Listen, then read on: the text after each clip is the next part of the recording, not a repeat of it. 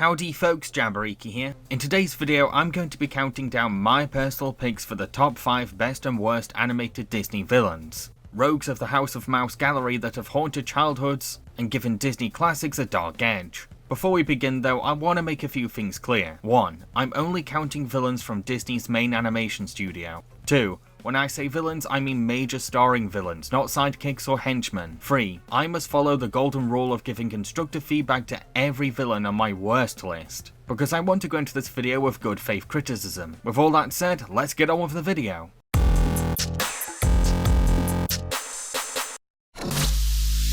Alameda Slim. Slim is a criminal who is using his yodeling skills to hypnotize cows into following him, so that he can bankrupt all the farms of the land and buy them himself once they go on auction, using the money he makes from the cows he sells. Alameda Slim certainly has a unique gimmick. I mean, yodeling is quite the memorable and weird weapon for a Disney villain. Well, looky how them cows get hypnotized! He also develops a very personal rivalry with our hero cows, because his yodeling only affects bovines, and the reward money for his capture will save the cow's farm. Oh, and it's clever of him to hire a bounty hunter to moonlight for his crimes. Mr. Weasley, let me present the most traitorous, double-crossing gun for hire that I've ever had the pleasure to call partner, Rico.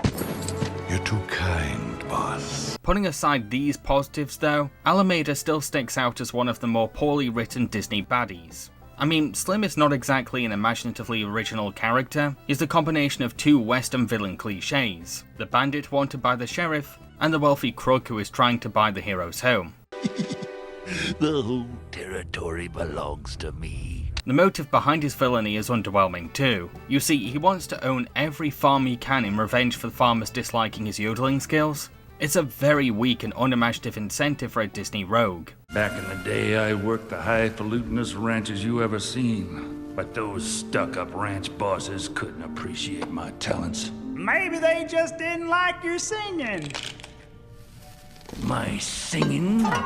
Don't get me started on his uninspired disguise either. He's not even trying. I'm surprised no one sees through it, especially when he lifts his glasses to read. Yeah, it can be explained through cartoon logic, but this villain's scheme is very dependent on his alter ego being convincing, so it's quite insulting that it actually works. I can't even say that these flaws are compensated by Alameda's comedy, because his antics with his minions, the Willy brothers, are more annoying than funny. These three are stupid for the sake of being stupid. They don't have the charms and endurances of, say, Kronk. They're just obnoxious idiots who make infantile jokes. And judging by the earmark, I'd say these are the last of Big Mike Donald's herd. Big MacDonald had a farm? E-I-E-I! How could Alameda have been a better villain? Well, I think he needed a more believable disguise that hid his distinct features better. Make him a real chameleon with his wardrobe choices. I also think that his motive could have done with being something more interesting. Like, what if he's trying to start his own army of brainwashed cows to take over the West? Or perhaps he hopes to turn every farm he buys into a venue for his yodeling career. Just something more fun than farmers were mean about my yodeling. There are worse Disney villains out there for sure, but there's enough things that are bad about Alameda Slim to warrant his place on my list. Crone. When a large herd begins a huge migration together, they're led by the fierce crone, who pushes them to keep moving at any costs, and doesn't care about those too weak to catch up. However, the noble Aladar is keen to convince him that the elderly and young deserve extra help, something he later proves is totally possible. Now, it is impressive how Crone has already gained a position of power, and doesn't need to weasel his way to the top, all while he's effectively convinced his family and friends to share his apathetic views on life. The problem is, in the grand scheme of Disney villain history, he's, well, kind of boring. And I have to admit that being dull is one of the worst things a Disney villain can be. There's nothing memorably charismatic about him, he has no sense of humour, I can't remember a single one of his lines, and I can't even say that he has a standout scary moment. All he really does is bellow commands at those around him, and lose his temper when Aladar protests. Sure, he's kind of intimidating for an iguanodon, looking quite bulked up next to Aladar, but he looks way less threatening next to the carnosaurs, puny even. So how could have he been better? First of all, the movie should have switched out the carnosaurs for smaller predators. There's a lot to choose from. Carnivores that would pose as a danger to the herd, but wouldn't make Crone look tiny in comparison. Secondly, give Crone an actual personality.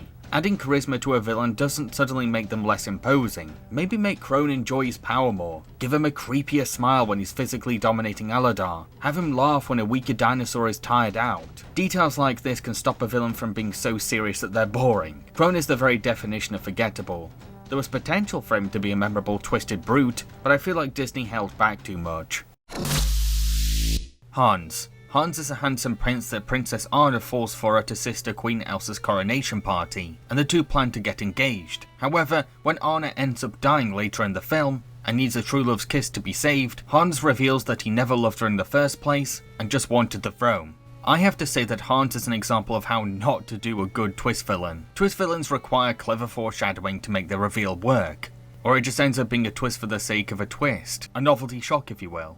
Most of the clues for Hans that people have pointed out are either blinking you'll miss it shots, or one line in a 2-minute song. There's far more emphasis on convincing audiences that Hans is a good guy, from Hans smiling about meeting Anna after she walks off, which only the audience can see, to the film over-exaggerating the cartoony evil of another possible villain. Ah, Arendelle, a most mysterious trade partner. Open those gates so I may unlock your secrets and exploit your riches. Did I say that out loud? You either see the twist coming right away after watching an over-friendly stranger propose to a royal, which makes the reveal predictable, or you don't see it coming at all because the film downplays Hans being a possible villain too much, which just insults the audience when the twist happens. What really bothers me though is how Hans' entire villain backstory is all explained through a long exposition dumping monologue, which makes for less interesting storytelling and results in very last-minute villain development. So how could have Hans been better? Well, Frozen could have just had the Duke be the villain. It's not a bad thing if your villain is just a straightforward evil person. I would prefer that over a bad twist villain.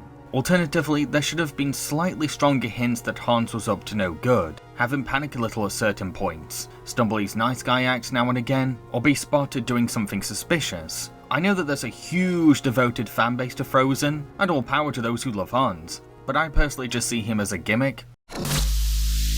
Dawn Bellwether. Con artist Nick and police officer Judy are investigating a case in which predators are suddenly going feral. Their tracks lead to toxic flowers called night howlers, which are being used to send predators wild. It turns out that the culprit is actually the assistant mayor, Dawn Bellwether. Look, I get what Disney were going for with Dawn, a prey who feels disadvantaged and underappreciated, sets out to change the system and get revenge on those who walked over her. Credit to Dawn for also thinking this hard about her scheme, keeping it under wraps for as long as she did, and relying on stronger animals to be her minions. However, everything falls apart in her execution. Sure, it must suck to be the tiny assistant of the larger-than-life mayor, all while being given zero respect, but Dawn never seems that bothered by this position in life. Heck, she seems to be just coping the best she can, and keeps brushing off the mayor's abuse as playful jesting. Smellweather! Ah, that's a fun little name he likes to use.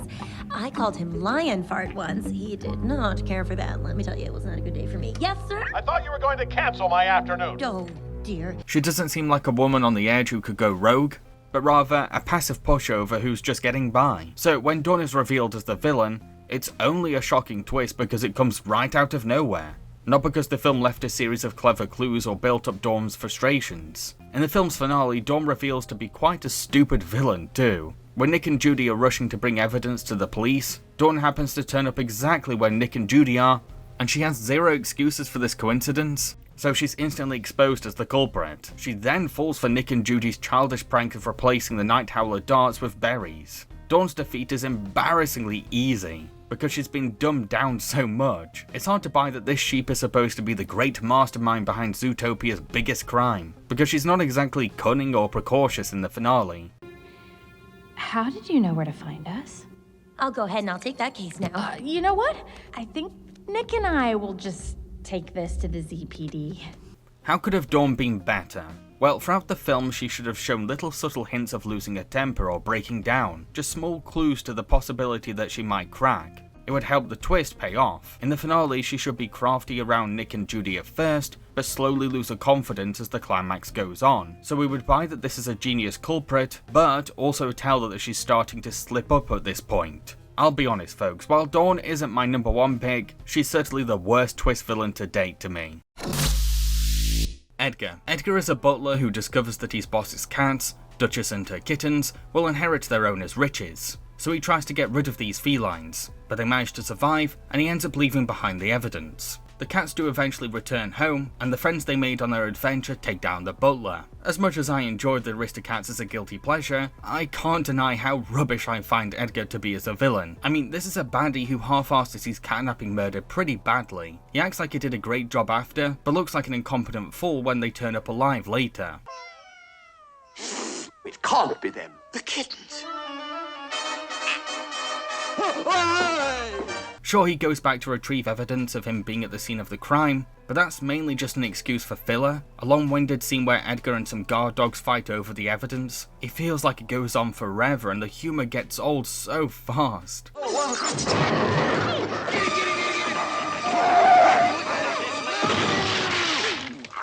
Yes, I found the sequence to be very funny as a kid, and there's no harm in children laughing at these pratfalls.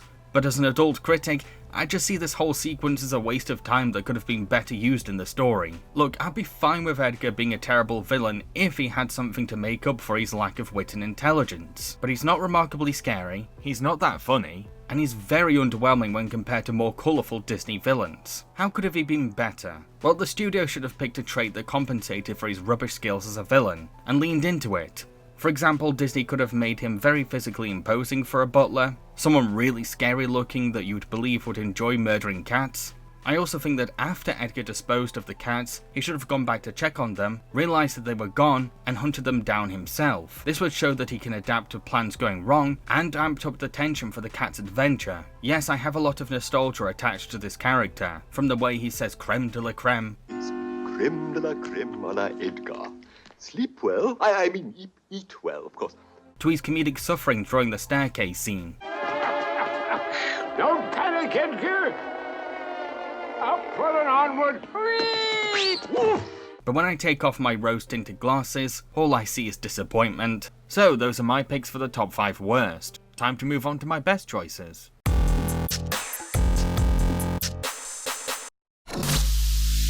John Silver. When teenager Jim Hawkins finds a map to a treasure planet, he joins up with a crew of sailors to go find it.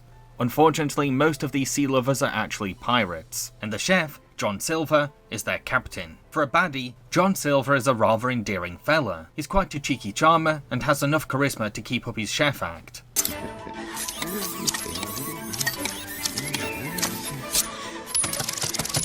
Whoa! He's also part cyborg, which gives him this memorable, unique mechanical design with intricate little details. Each part of his robotics serving as a clever and useful tool for his everyday life. Any last words, cabin boy? Mr. Scrope? You ever see what happens to a fresh pulp when you squeeze real hard? While Silver does have the Disney villain cliche of being obsessed with gold, the movie uses this stereotype to make his incentive surprisingly complicated. You see, while John is playing good guy, he ends up becoming an important father figure to Jim, who has had abandonment issues ever since his biological dad left him. John might put on a tough pirate front, but you can tell that he's developed a fondness for the lad. You got the makings of greatness in you, but you gotta take the helm and charge your own course. Stick to it, no matter the squalls. And when the time comes, you get the chance to really test the cut of your sails and show what you're made of.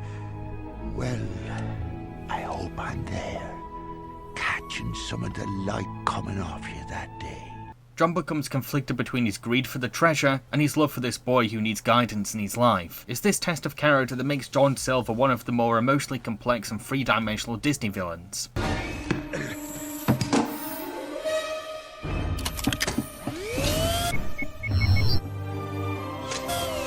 John could have been a leading hero in this film, but he's so deep in the pirate life that he doesn't see that as an option anymore.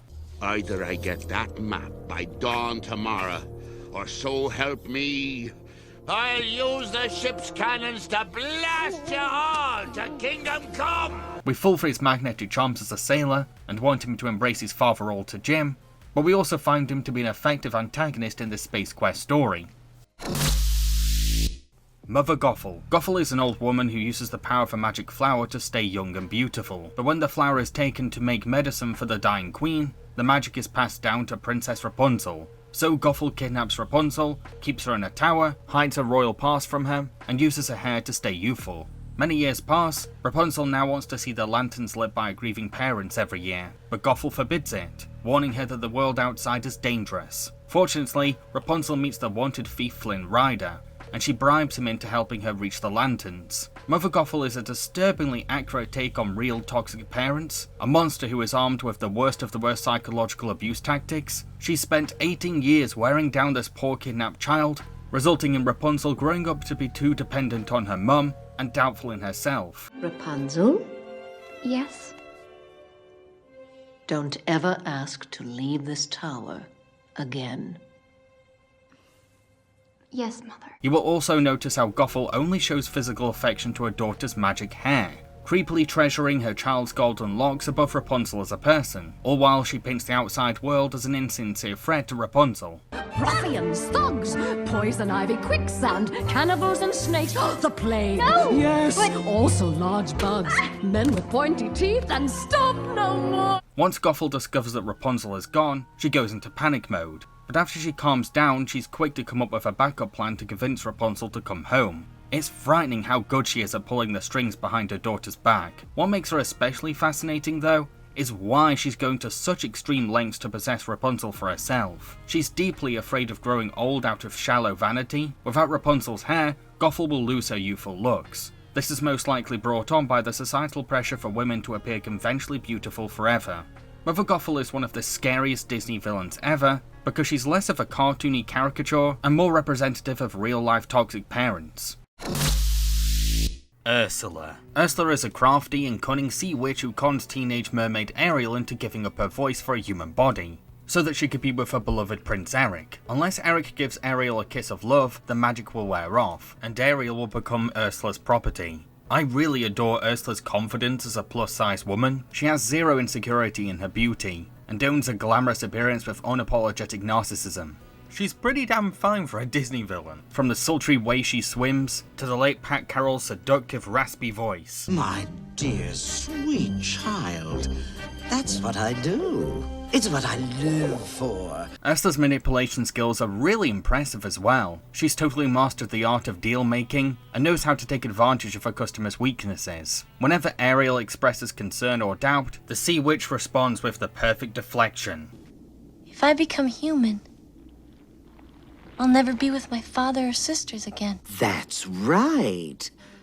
But you'll have your man. She's also fantastic at adapting to setbacks or disadvantages. When something goes wrong, she's quick to come up with a backup plan. When Ariel comes close to kissing Eric, Ursula sees a hole in her scheme and swiftly steps in to use Ariel's voice for a deceptive human disguise.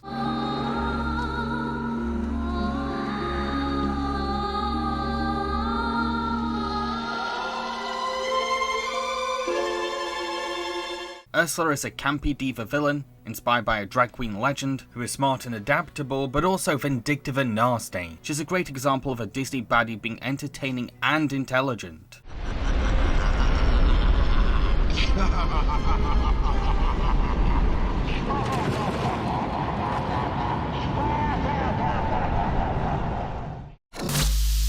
Frollo. Frollo is the tyrannical justice minister of Paris, who has a strong prejudice against Roma people. One night he tries to chase down a Roma mother, only for her to slip and die. Frollo discovers that her son is deformed, so he tries to drown it in a well, but the Archdeacon urges him to raise the child, who is named Quasimodo. Quasi is kept in the bell tower of Notre Dame, and Frollo teaches him to fear the world outside, especially the Roma people. However, Quasi meets a kind Roma woman called Esmeralda, which challenges Quasi's perception of the community his father despises. Frollo is perhaps the most complicated Disney villain ever, a judge who is full of hate and bitterness. Despite his smug confidence though, he's very thin-skinned and self-conscious. How dare you defy me? You mistreat this poor boy the same way you mistreat my people. You speak of justice, yet you are cruel to those most in need of your help. Silence! Justice! He hates Esmeralda with a passion, but also feels this sexual lust towards her, which makes him feel sinful and dirty. He's constantly troubled by these emotions, and they often conflict with his villainous mission. What are you doing? I was just imagining a rope around that beautiful neck.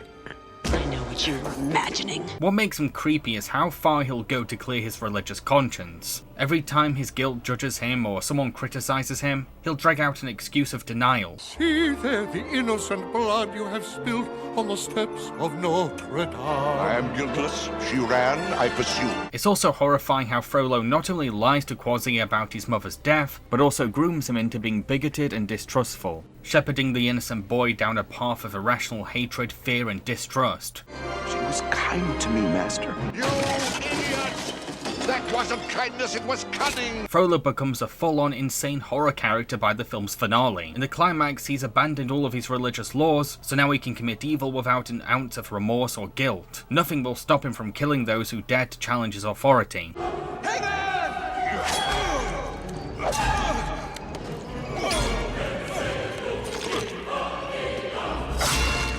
The House of Mouse took a huge risk writing him the way they did, and I think it really paid off. Bowler Hat Guy. Bowler Hat Guy is a devious menace who has travelled back in time to sabotage a science project made by an orphan boy called Lewis. Why? Well, because Bowler Hat Guy is really Goob, Lewis's roommate at the orphanage, who was kept up all night by Lewis's inventing and ended up losing a baseball game. Bowler Hat Guy has teamed up with Doris the Robot Bowler Hat, one of future Lewis's cancelled inventions, to make sure that Lewis's life is ruined. But it turns out that Doris really just wants to create a dystopian future for herself to rule over. Now, yes, Bowler Hat Guy is a complete bloody idiot and a very incompetent bad guy, but that's the point. He's supposed to be a comedic villain, with all of his humour coming from his stupidity. There he is, that repulsive half-witted fool. Now, my slave, seize the boy. Bring him to me. Did you not hear what I said, you idiot? Grab the boy and bring him. Well, it's just that there's a million people over there, and I have little arms. I'm just not so sure how well this plan was thought through. Master? It's Doris who serves the film's real genuine threat and the dark mastermind behind everything. If Bowler Hat Guy was simply a rubbish villain, then we would just find him obnoxious. But he's luckily a hilarious laugh riot who steals the movie. Look right here, look what I found! It's a stick!